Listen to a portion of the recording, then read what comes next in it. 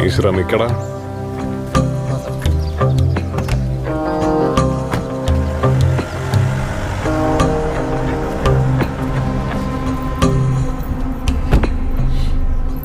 ഇപ്പൊ മനസ്സിലായടാ മൈത്താണ്ടി.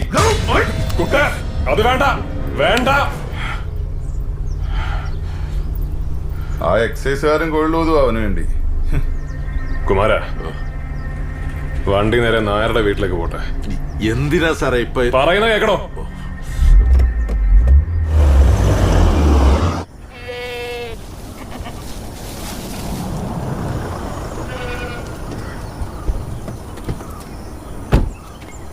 എടോ നായരെ, ഇറങ്ങി വേണോ?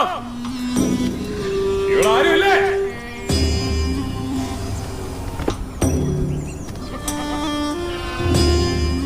ആ പെണ്ണുമിള്ള